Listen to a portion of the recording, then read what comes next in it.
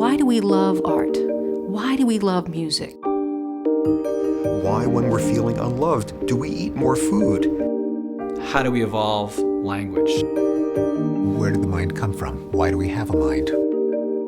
There are immense questions out there about the very fundamental nature of human existence.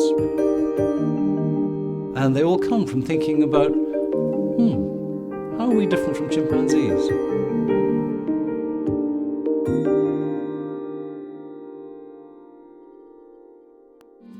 Humans can outrun horses, dogs, anything. I can run faster than a pony can trot. And I'm not a great runner, I'm an okay runner.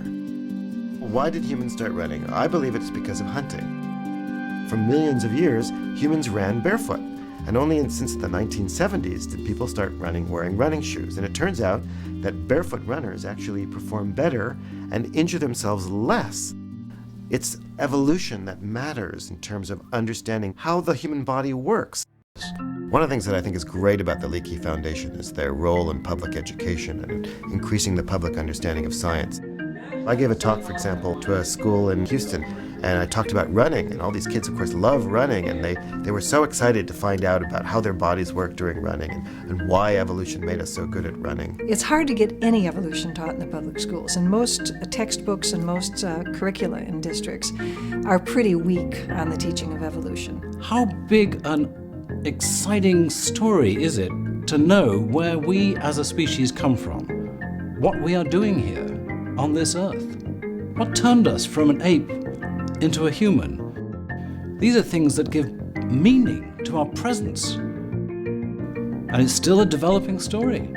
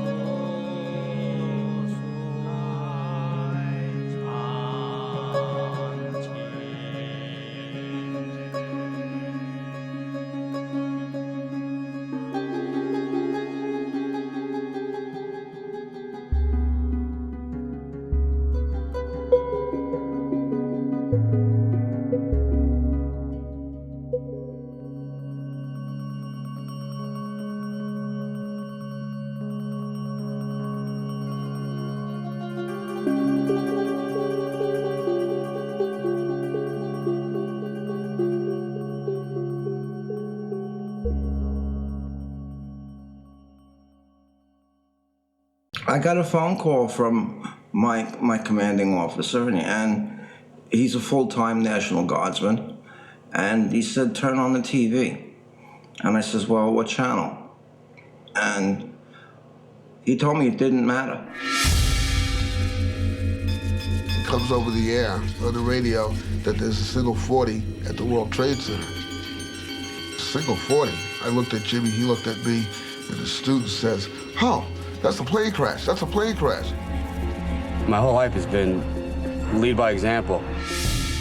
They asked me to go, and I went. We witnessed the collapse My drive was to see if we can find survivors. This is what I do best. I've done it before. I figured that I'd be ready for it. When we arrived, it was total chaos.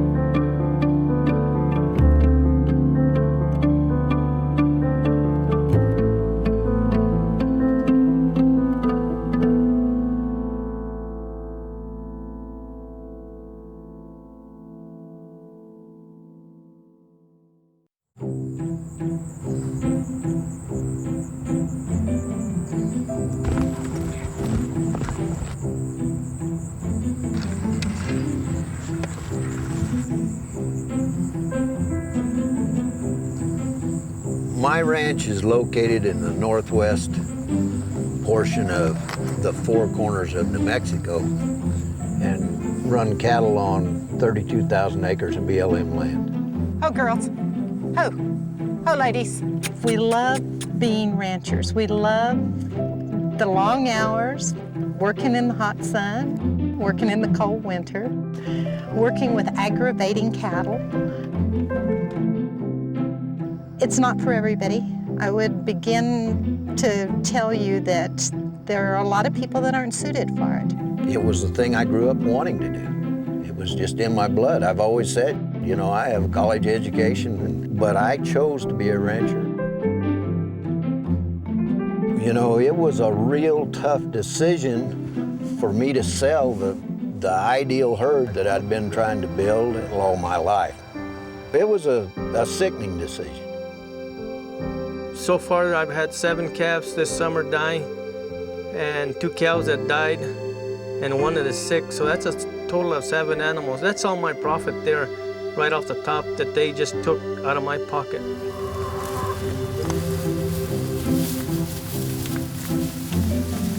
It was a good life for us, you know. It's a good environment to bring up your kids. We have 2 daughters, and both of them were brought up around cattle. They know how to ride horseback, and they can take care of animals. They're responsible. And we take pride and joy of ranching. We'd like to live off the land and make a living off of it and take care of it. That's all we know how to do. And I had this vision for a long time, you know. That was our goal, to retire and just run our cows and make a good living off of it. And that's not the case anymore. Push them? Yep. Ho, girls. Ho. Ho, ladies.